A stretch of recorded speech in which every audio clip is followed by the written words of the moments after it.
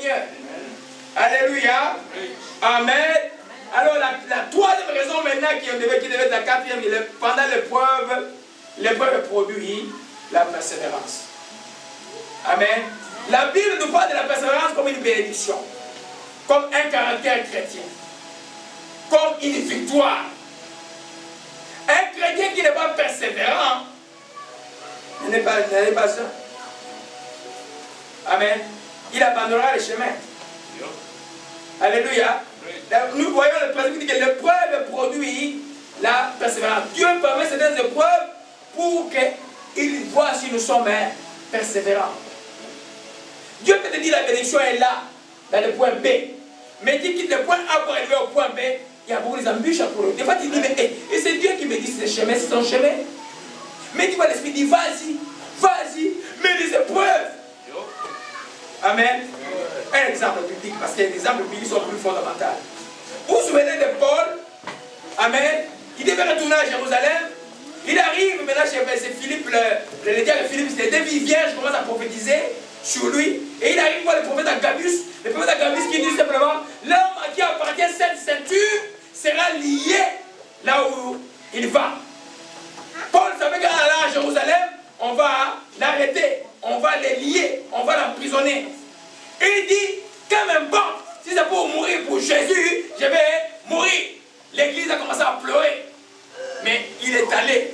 Je vous dis que si Paul n'était pas parti, l'évangile ne serait pas arrivé aujourd'hui.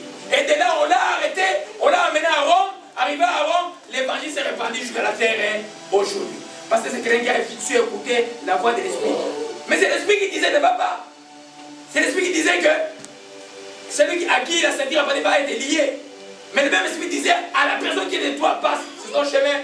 C'est ton chemin de la croix. C'est ton chemin de la croix. Chacun de nous a un chemin de la croix. C'est pour faire que l'épreuve produise ce qu'on appelle la persévérance.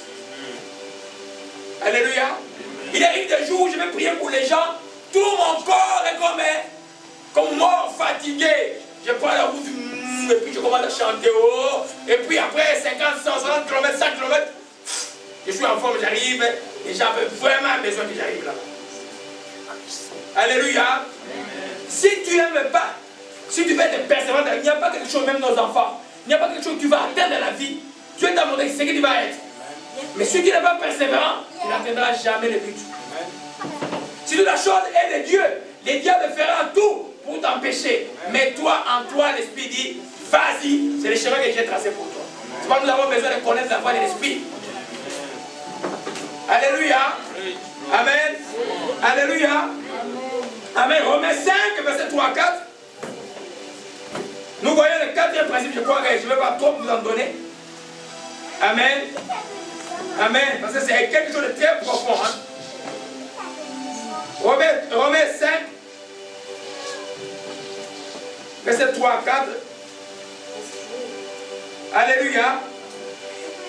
Je vais dire, bien plus nous nous glorifions même dans des afflictions, même, nous nous glorifions même des afflictions, sachant que l'affliction produit la persévérance, la victoire dans l'épreuve, et cette victoire c'est l'espérance. L'affliction ou la souffrance ou les épreuves produit la persévérance. Amen. La persévérance c'est la foi de tous les jours, quel que soit ce que vous vivez. C'est simplement ça. Elle deviendra ton caractère que si tu sais maintenir la foi, quelle que soit l'opposition, les épreuves par lesquelles tu passes. Amen. Et l'ingrédient de la prière est important pour être persévérant. Si Jésus-Christ de Nazareth à Gethsemane n'avait pas prié avant d'aller, c'était la mission allait rater. La Bible dit qu'il pria jusqu'à ce que le grumeau, comme les grumeaux sont tombés, un ange est venu les réconforter. Ça veut dire, fils de Dieu, les chemins difficiles, qui sait que le Père s'est entendu avec toi, c'est par là que tu vas passer. Passe et tu verras après. Souvent, les grandes bénédictions arrivent dans la vie de ceux qui sont persévérants. Il n'y a pas une très grande entreprise bénie de Dieu qui est passée de père en fils. Pas les joueurs des gens qui volent l'argent à la bourse là, de père en fils, que les initiateurs n'ont pas été persévérants. Persévérants.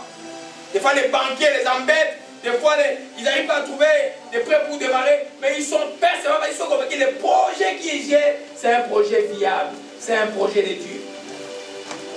Alléluia. C'est pourquoi n'ayons pas peur de la hauteur. Les chrétiens doivent voir la hauteur, les chrétiens doivent voir où il va. Ne voyez pas les choses moyennes, voyez ce qui convient aux enfants de Dieu. Alléluia. La Bible dit que nous sommes de Dieu. Amen. Nous sommes de Dieu avec un petit D. Jésus a dit, mais vous ne l'avez pas voulu. Amen. Avec le Saint-Esprit, tu peux aller dans la hauteur que Dieu te l'a décidé. Alléluia. Amen. Ecclésias 7, verset 10. Souvent, des fois, dans l'épreuve, qu'est-ce qui arrive, bien aimé? Amen.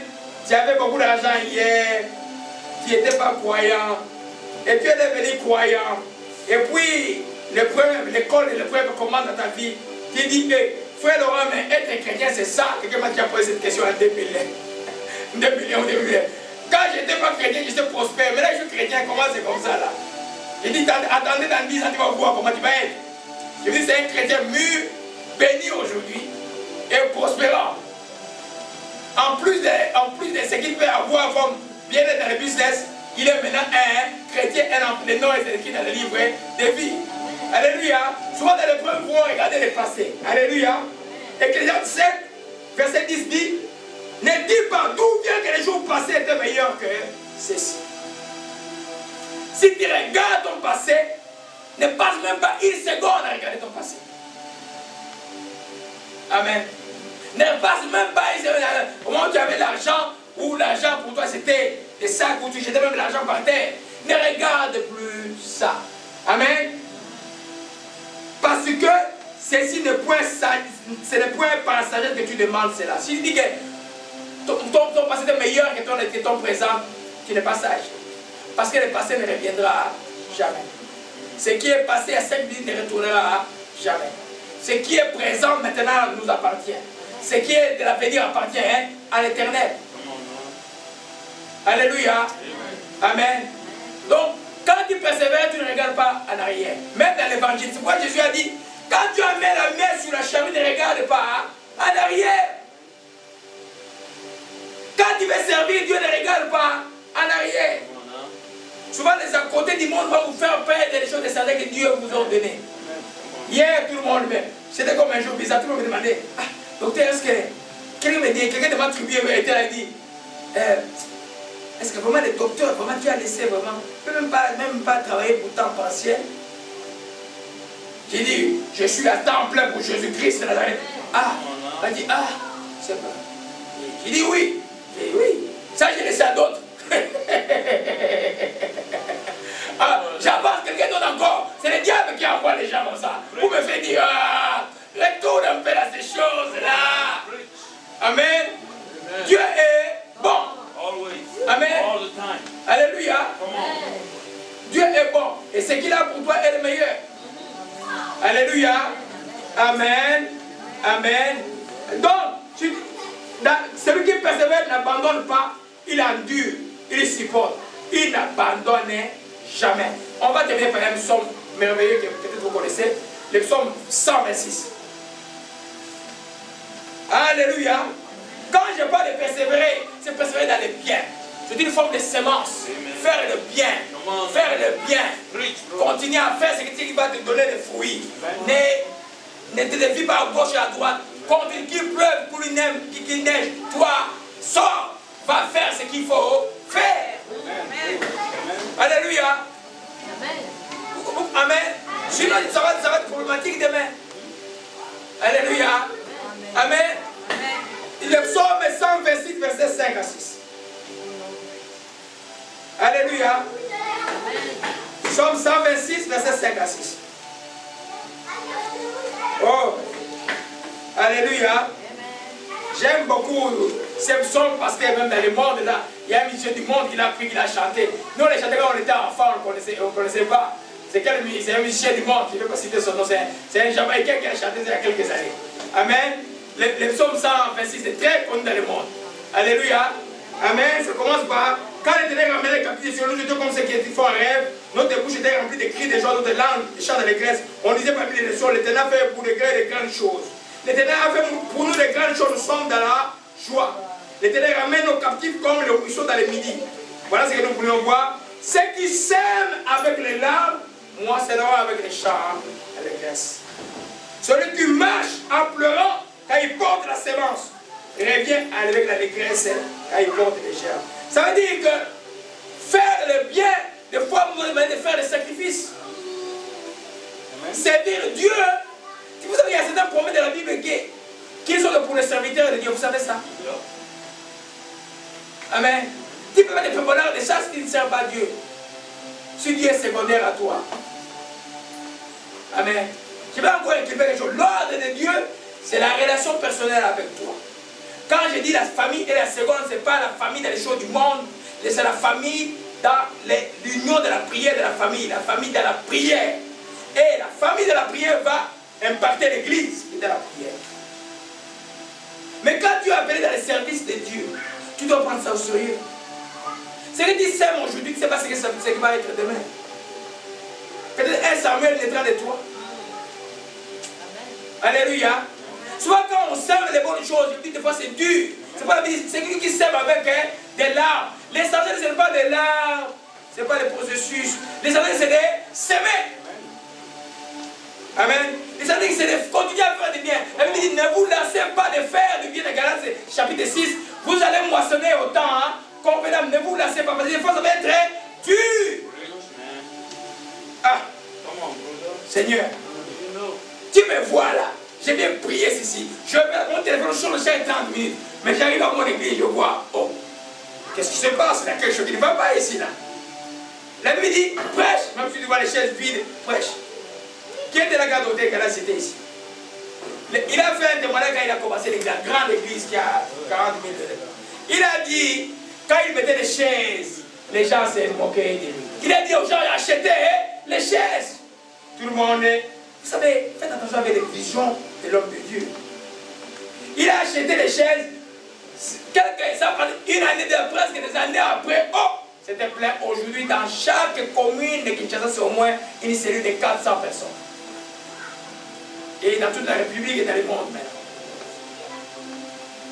Pasteur John Egui, ceux qui connaissent le San Antonio, Texas, la grande église qui est au bord de la ville, là, qui est dans la ville maintenant, ils étaient dans une petite église comme le nôtre quand Dieu l'a donné la vision. Qui va construire une église en dehors de la ville. Il y avait la brousse. Tous les diacres de l'église se sont révoltés. Lui, c'est un dur à cuire, c'est un de mes pères. Hein? C'est un dur à cuire. Hein? Et vous pouvez vous révolter, c'est votre problème. Moi, si Dieu me dit, je vais. Qui va payer les prix ici? Qui est bien? C'est pas vous, c'est moi qui va payer. Il prend, il va, il commence cette église-là. Aujourd'hui, la ville de San Antonio a dépassé la ville et l'église est de plus grande aux États-Unis dans le monde. Alléluia. Commencer une œuvre de Dieu ou quelque chose, même dans une carrière que Dieu a décidé, ce n'est pas toujours facile. Tu dois pouvoir et persévérer. S'aimer. Alléluia. Les biens qui arriveront demain, il ne sera jamais canté. Tu vas commencer à s'aimer. Tu sèmes des graines. Quand tu sèmes des graines aujourd'hui, demain tu vas récolter, prenons 18 épis demain. Tu sèmes 18 épis, ça va comme ça, les choses tranquillement. C'est pour te permettre, je n'ai pas les versets, c'est pour te permettre à pouvoir masterer ce qui est la croissance. Si Dieu nous envoie 300 personnes demain ici, vous allez faire comment? Hein? En fait, vous allez comme quelqu'un a une vision, je l'ai dépassé avant, il n'était pas préparé. Amen. C'est pourquoi les temps que nous passons, habituons-nous à maîtriser les petites choses que Dieu nous a données. Alléluia. Amen.